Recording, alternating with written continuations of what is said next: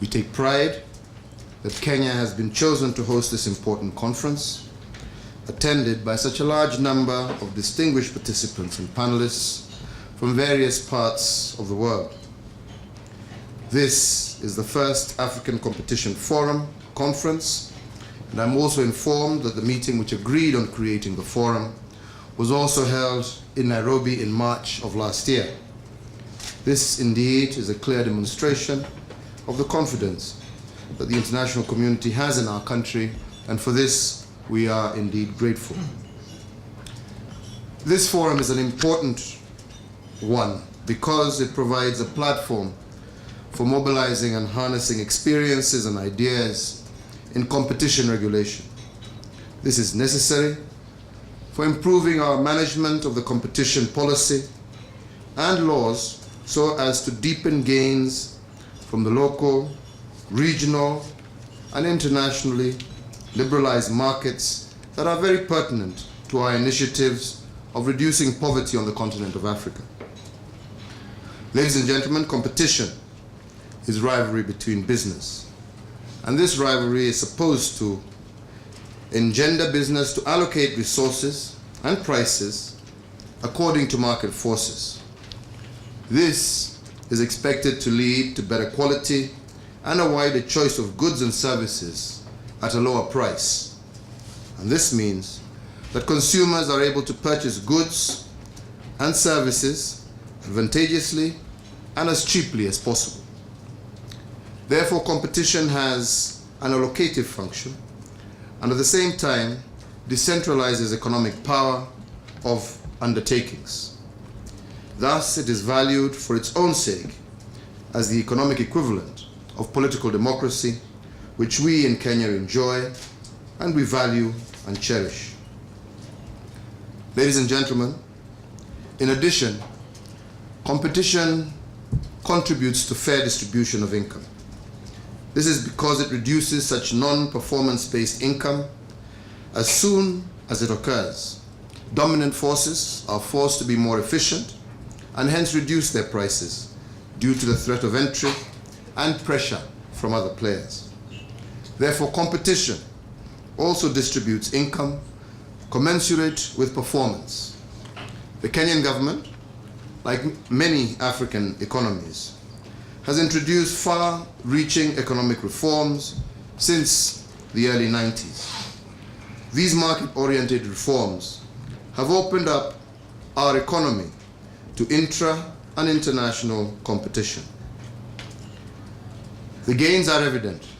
These include reduced shortages of essential goods, elimination of hoarding and smuggling, and availability of a wide variety of commodities for consumers to choose from. In many sectors of our economy, competition has been the main driver of growth. For example, we have experienced immense innovation in our mobile telephony industry and hence the introduction of world-respected money transfer services. Secondly, our mobile voice telephony penetration has grown within a very short time to reach the current 55%, with voice traffic of 6.6 billion minutes. In the domestic passenger airline transport, we have experienced an increase in the number of players in the market, which has led to an increase in the number of flights, destinations, while airfares have been reduced by approximately 34% in the last 3 years.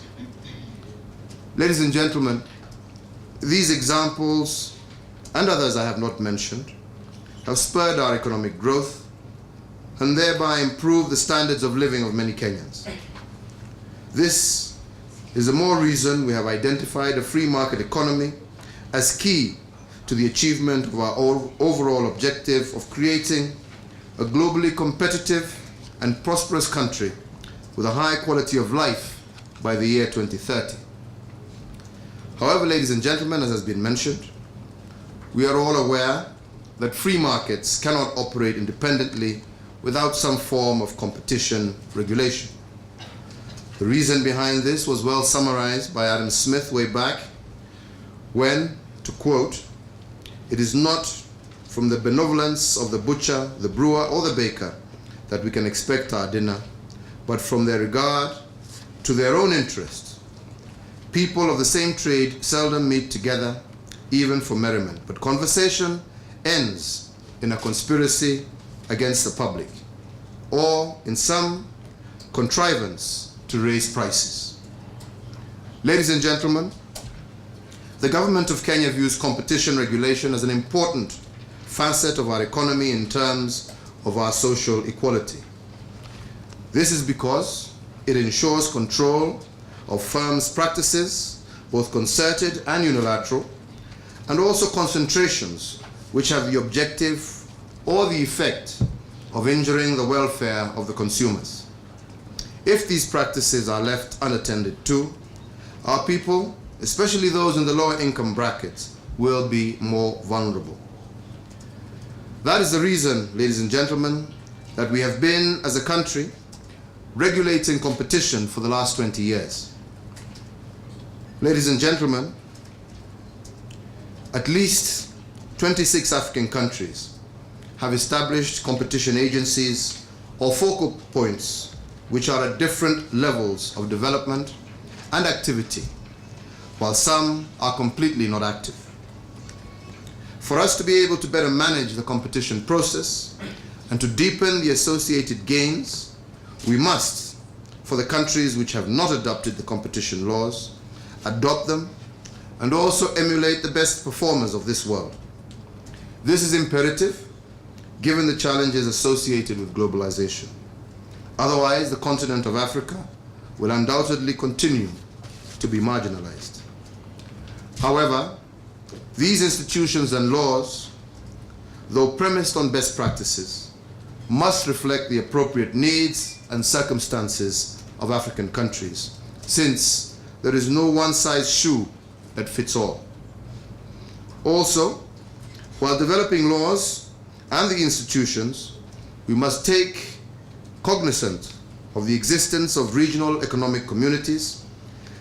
This is because chances of extraterritorial infractions increase with the establishment of RECs.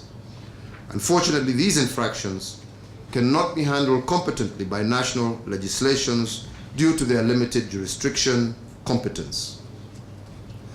Ladies and gentlemen, in Kenya, we have been active in promulgation of the East African Community and COMESA competition regulations. We are looking forward to the operationalization of these laws soon.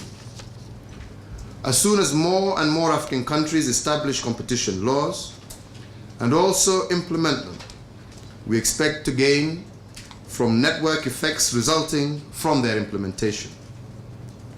We Kenyans view and anticipate two kinds of economic value, which all of us here can derive from these network effects. The first, which is the inherent, that is the value we derive from implementation of our competition law, coupled with two, the networking, and that is the value that we derive from others' implementation.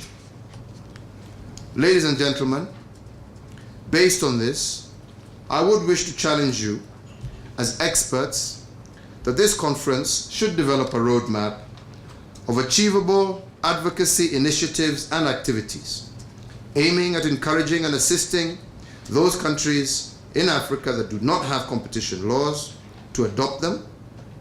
Also, we should be able to formulate ways and means of urging African governments to approach their respective judicial systems to have effective implementation of the competition laws.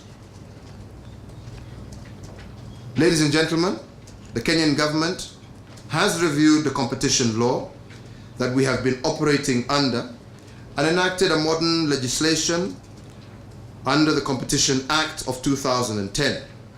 We expect that this shall commence operation on the 1st of July this year.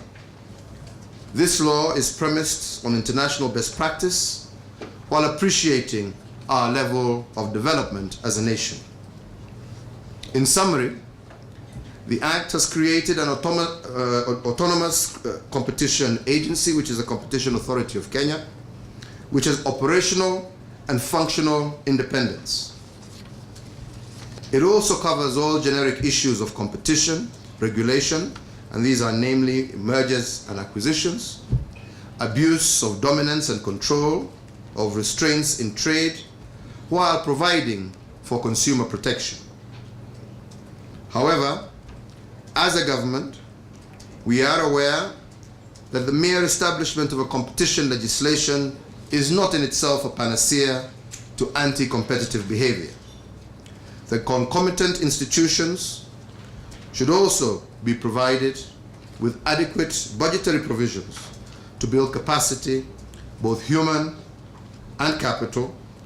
This will ensure that competition regulation achieves its intention of delivering quality outcomes effectively and efficiently. Ladies and gentlemen, we must also equip our competition agencies with the best brains in the requisite fields and also be able to retain them. Therefore, human resource planning, especially its development and also succession management, are pertinent. The success of the achievements in these areas I have outlined require that we invest more in human capacity and be ready to acquire and tap existing global knowledge. We must also invest more and put in place appropriate incentives so as to build and maintain the human capacity that we require. The Kenyan government believes that through this forum we can build coalitions among countries, research institutions, development partners, and also learning institutions to strengthen and plan for our human resource. This will ensure that we enjoy economies of scale. Ladies and gentlemen, as we deliberate, let us also bear in mind that no country, region, or continent is alone in facing these challenges. Indeed, we are fortunate because initiatives already exist in certain parts of the world, results of which we can share and adopt through collaboration and networking. I believe collaboration and networking is the main virtue of this forum. This forum is required as its primary objective to mobilize and harness ideas on the most efficient and effective ways of collaborating and networking, building capacity, and creating awareness, and bringing them to bear positively on various facets of competition regulation in Africa and our respective national economies. Ladies and gentlemen, I am happy to note that in Kenya, through the Monopolies and Price Commission, we have worked closely with all other interim steering group members and also with our development partners, DFID and IDRC, to actualize this forum. I wish to appreciate what they have achieved within such a short time, and indeed to state that Kenya will continue to play its role and to meet her obligations as agreed in this conference and in the future. I see the agenda that Kenya will share with the participants are new developments in terms of especially in terms of our new legislation. As we share with you, we also expect to learn from you as well.